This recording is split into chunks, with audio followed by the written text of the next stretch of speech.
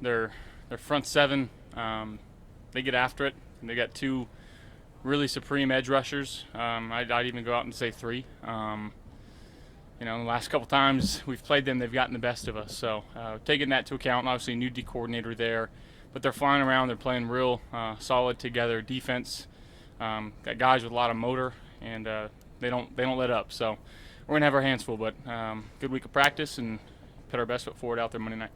Going up against Josh Allen on the other side of the ball, what makes him such a challenging defender to go against? Yeah, big, strong, fast. Anytime you get a DN that's like that, they present problems. But again, I think the motor that he has, he doesn't let up.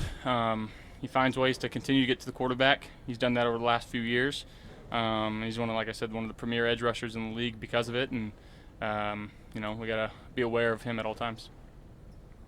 You guys have attempted the second fewest passes so far this season. Does that feel weird?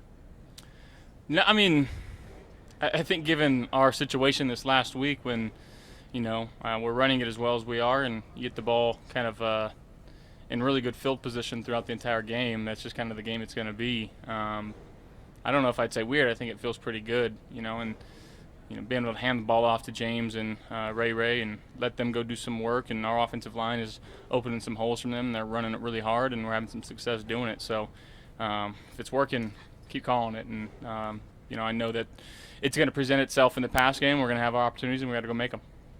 First primetime game of the year. How excited are you to play under the lights in front of Bills Mafia on Monday night? Very excited. Very excited.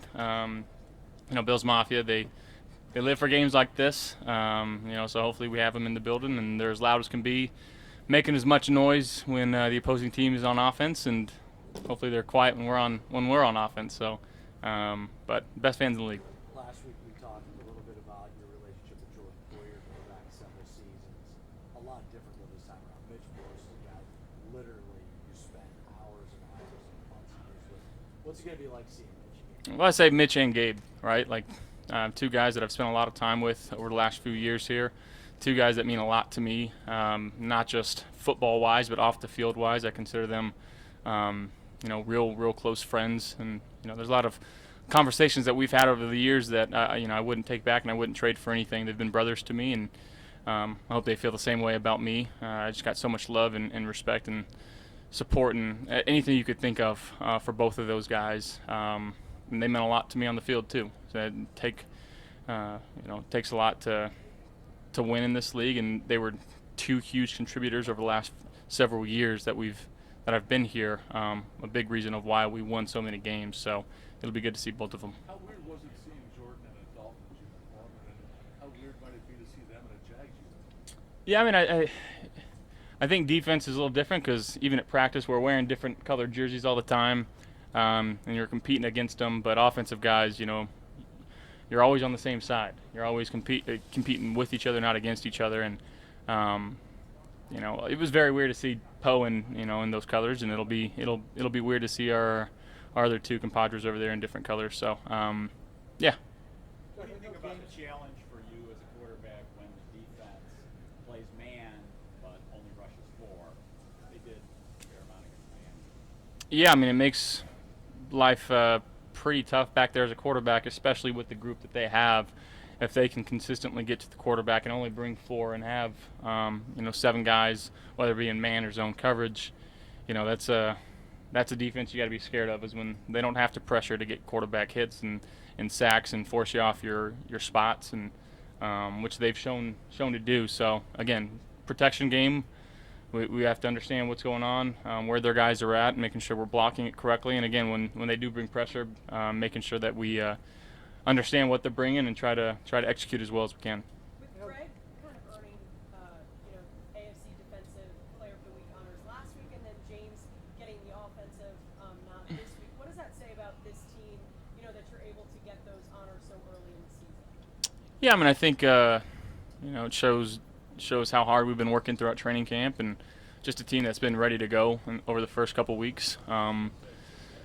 But over the course of my 7-year career so far, the first 2 weeks they're important, but in the grand scheme of things, it's 2 weeks, right? So whether we're 2-0, 0-2, 1-1, there's 15 games still left to be played, and no more bigger than the one that's in front of us right now, Monday night. But happy for those guys for getting some credit that they deserve. But if you ask them, they'd probably say they don't care much about it as well. Hey Josh, I know game script has played a lot into it so far, but are you at the point where you're going into your third game now? Do you need to start figuring out ways to get the ball to your receivers downfield? I mean, I think again, when we have opportunities, we'll try to hit on those and try to execute as well as possible. But at this moment right now, if teams want to continue, and I think over the course of the league right now, what defenses are doing, playing a lot of two-high shell and running is in high demand right now for an offensive side of the football. It helps you do a lot of different things. So, that as we continue to run the ball effectively, we'll have more opportunities to hit downfield. As a quarterback,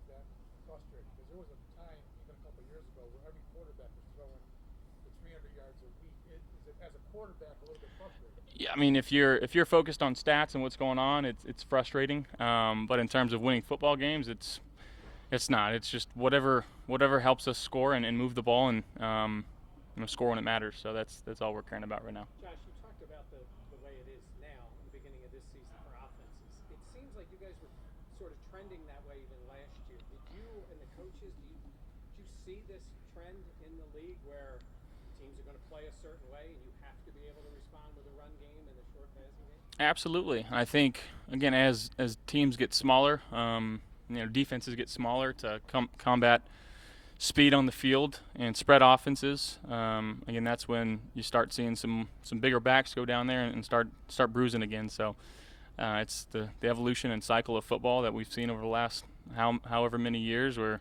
you get big and then the offense gets fast and defense gets small and fast and the offense gets big again. So it's kind of a cool evolution to be a part of and to see unfolding as I'm playing in it. So yeah, it's cool. What would you say? Have you gone downtown to see the Giants culture review Niagara Square there? What have you made of this? I'm sure maybe you've seen pictures on social media that, what have you made just kind of seeing your face atop one of the bigger buildings down there? Yeah, I have not seen it yet, and actually was unaware of it going up. I was as surprised as everybody else. Some good memes coming from that photo, and it's very cool. Sitting here as now a 28-year-old man, but the 6-7-year-old kid that is me is going crazy right now because it's such an honor, and it's just really cool to have the respect from whoever did that, and hopefully people like it. If not, they can take it down. I don't really, it doesn't bother me.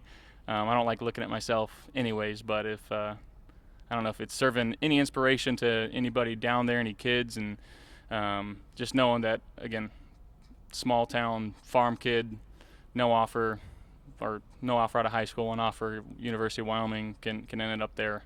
Maybe it can inspire someone else to do it as well. What would you say your biggest growth has been in terms of your evolution of freestyle? Yeah, I mean, I think as I go on with 7 years now, seeing what basically every team's doing, and going back even 3 or 4 years ago, you could watch all the film that you wanted against any opponent, but as soon as teams were to play us, they played it differently. And just understanding what that is and what teams try to do to throw us off our balance and trying to adjust. But now I think all teams are kind of doing something similar, and I feel like I haven't seen anything new over the last couple of years. And obviously there's going to be wrinkles and flares here or there, but I feel like I've seen most of it so far, until I haven't, right? I can say that, and this week they're going to throw something completely different at us. But there's only, even going back to when Coach Dable was here my first year, right? The defense can play two things. They can play man or zone, right? And that's I'm trying to keep it as simplistic as possible, and I've kind of utilized that approach since I've been here, and I'll keep doing that. Josh, this is a very specific and non-football question, but I was curious, when did you start playing Catan, and Yeah. why do you think it became such a big thing at camp for you guys? Yeah, I think going back to the 2020 season, obviously a lot of meetings on Zoom that year, a lot of time in between meetings. So guys, whether it was via online or in person, playing, and more so for bragging rights than anything. And we all know each other's tendencies now, and it's a fun game to kind of clear your mind. And we played in camp. We've kind of gotten away from it, and in during the season right now, just being busy, but I'm sure it'll pick back up soon. Oh, it's me. Me or Dawson's going to say everyone teams up against him, but I think I've got them. I am the Lord of Catan throughout training camp, so it's an honor. Thank you guys. Yep. Thank you.